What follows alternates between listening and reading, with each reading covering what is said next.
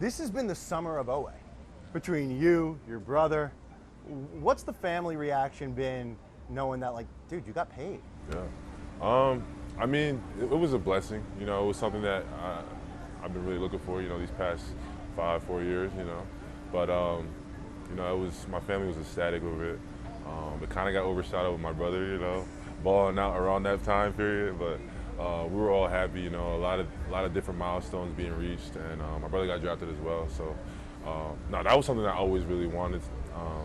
My extended family in Nigeria, they're championing me, getting the new jersey. It's been 3 different jerseys in the last year, though, but it was a great moment. You brought up your brother. I spoke to DQ about your first conversations together, and he goes, they actually weren't in person because he was at March Madness. You were following your brother. For those who don't know, Odafe Oweh. What record did he set at Kentucky? I think a single season points record? Most points within, because he got there, yeah. 2 years. Yeah. Most points. And then he had all these game winners, buzzer beaters. So yeah. He's a legend in Kentucky. He's a legend. Legend at Kentucky. Yeah. What was that like? Because obviously you've done your thing. You've made it. To watch your little brother get drafted to the NBA. Nah, it was crazy. The whole experience, even Kentucky, it was crazy just to see a fan base show that much love for their players, and not only their players, my brother. I saw someone have Oweh tatted on their face. Seeing my last name on someone's face is crazy. So that was crazy. And then, just the draft party, just watching him get drafted, the nerves he had, because I remember I was just in that similar position. I had everyone around me. I wanted them to shut up, be quiet, because I'm in my head. When am I gonna get drafted and all that stuff? So I'm just watching him, seeing it, and then when his name finally got called, seeing the elation in his face from his baby mother, his baby, my mother, and everything. It was crazy, but it was deja vu too. So it was a great moment. To be fully transparent, I've known you since you're 15. Yeah. Slept over at my parents' house. Yeah. I remember my sister comes home from school and goes, yeah, this new basketball player showed me around and helped me find my locker. But she said her friend Jason, the basketball player. Let's start with Jason. That's what I knew you as a kid. Now you're Odafe. Why the name change? It was kind of like a sense of coming to identity for me. From, I want to say, elementary school up into when I changed it to the draft, I'd been going by Jason. Just because of the difficulty to pronounce Odafe.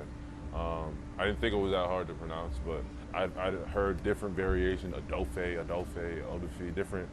And for a young impressionable kid, it was something that bothered me, especially being in a household where it was straight Nigerian. And as soon as I step out, I was American. So it was just to hear all these different names and it just wasn't sitting right for me at that point. But as soon as I got drafted, it was something that in my heart that I wanted to just accept, what my name is, what my culture is, and just buy into it. And then you never know who else you're helping, what other diaspora kid you're helping that is, shunning away from their name, shunning away from their culture just because they want to fit in and make people comfortable. You shouldn't ever do that. You shouldn't ever dampen your light. And I'm glad I made that decision as soon as I got drafted, because it kind of was like my second life. How has that personally changed things for you, as a man on the inside? A lot, it allows you just to buy into who you are. Like I said, there was so much about me that I was kind of keeping under wraps just because, people didn't understand Nigerian culture. And don't get me wrong, being a Nigerian only started getting cool around 2018. Before that, it was I won't speak to it, but before that, it wasn't the coolest thing to be. So, just me stepping into that and just being cool with my culture and everyone having to deal with and struggling and understanding how to pronounce it led them to get more knowledge of what my culture is, and that's all it's about. Have you heard from the Nigerian community, maybe kids or something like that? I'm sure they look up to you. Have you heard from them about what you've done? Yeah. I've even went to Nigeria for a few camps. And just walk them through the American sport, because football's not big there, but the size of them and the athleticism of Nigerians over there, they can make the transition as easy as they want. And obviously in the NFL, you see a bunch of Africans, not only Nigerians. So that was really what my message was to them, just to see an NFL player, a guy that has Nigerian roots, and just show them that they can do it, and they were inspired by it. Going back to 15-year-old you, like I said, I knew you as Jason, the basketball player. How did football come into your life? Because you were a late bloomer for that. Oh my God, it's the craziest story. I got I had to switch my careers last second. I got, kicked off the basketball team, and I had to make a decision. Am I going to keep trying to be LeBron James, or am I going to pivot and find my plan B? And I did. Gladly, the second school that I ended up going to, Blair Academy, they actually made me play 2 sports. So I wouldn't even had to play basketball. It wasn't that was the only school that was trying to admit me and everything. So it was kind of God, shifting things in my place. And I started playing when I was 16. I redid my junior year, and after that, the rest is history. And I remember it happened fast. Bro. Like, how quickly before you started getting calls?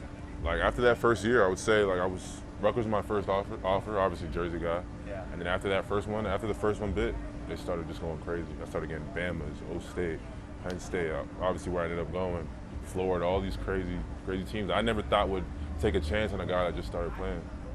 Did you fall in love with the game, or did you fall in love at being great? At first, I fell in love with being great, just because, I wanted that opportunity to just show, because I knew I was gifted athletically.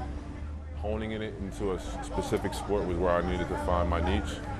And then once I started marrying up my athleticism with the sport of football, I started falling in love with it, just because it's changed my life and allowed me to really just pour out my emotions, my passion into the sport. That's the one sport you can do that in. As a late bloomer in football, what was the hardest thing to figure out? Being a basketball guy, understanding that not everything is the savvy way. Sometimes you gotta put that physicality in there and tap into that. In basketball, it's kind of shunned. It's kind of shunned if you're too aggressive, or you're labeled as this bruiser guy, or kind of looked down. But in football, it's like that's what we want. So it's like, for me, it was tapping into that and tapping into that consistently. That was, a little learning curve for me. But once I got it, it's like an on switch for me. And that's something we spoke to Dan Quinn about you earlier today, and he spoke about how they really trust you. They trust your IQ. When you're a smart guy, but when did you really figure out the X's and O's and the mentality, IQ of football? I would say the Ravens did a good job of teaching me and putting me around a lot of vets.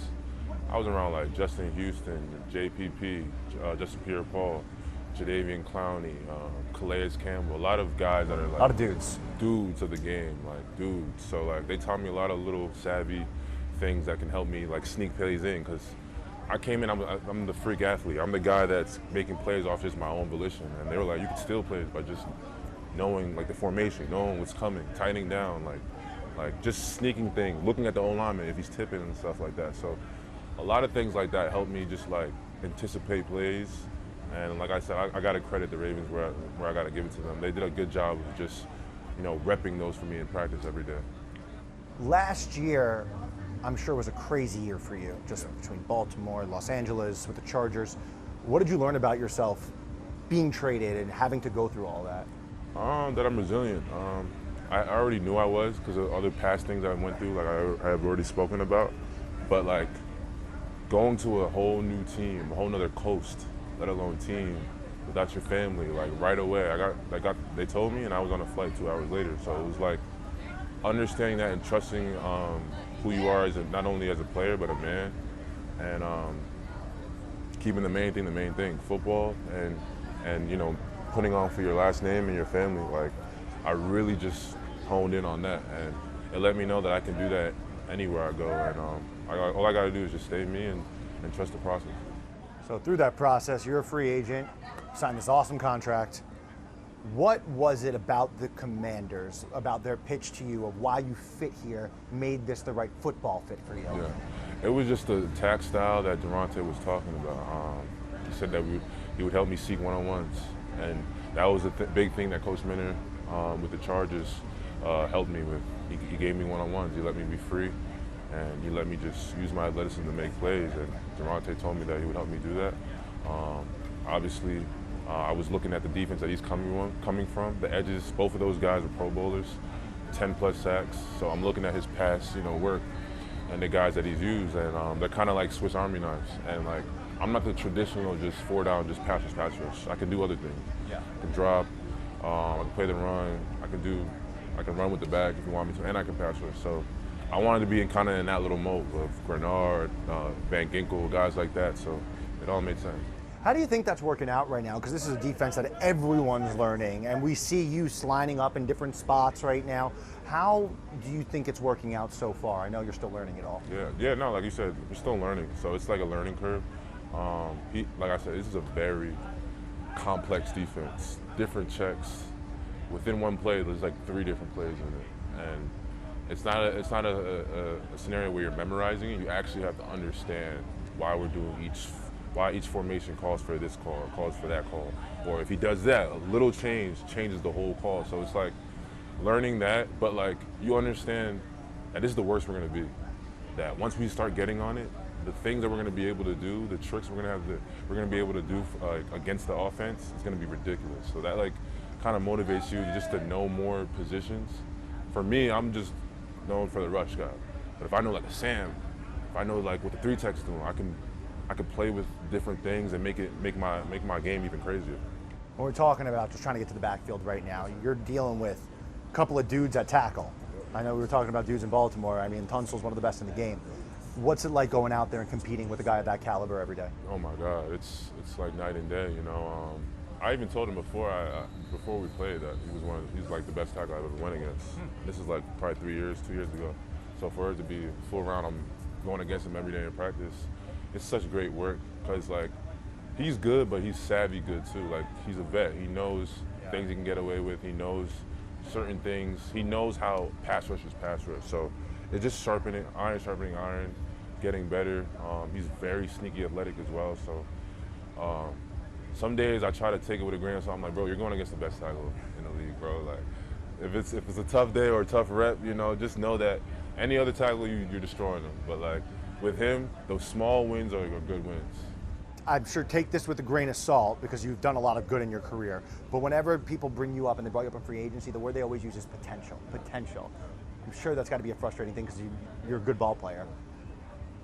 From your mind, what is that ceiling? What is your potential you can reach here? I mean, it used to bother me, like, but it's like, I don't make the narrative. That just means that people can see that I have more in the tank. And but like the only part that bothers me is when people don't understand what I'm coming from, you know, like just being newer to the game, what I was labeled as, what people said I couldn't do, what I ended up doing. But potential just lets me know that like I have more in the tank and that there's more that people want to see and people are more interested. There's no such thing as bad publicity. Yeah. I'm good with that. So like, it actually makes me more happy, yeah. So good to see you. Appreciate it. Yes, So proud of you, man. Yes, sir.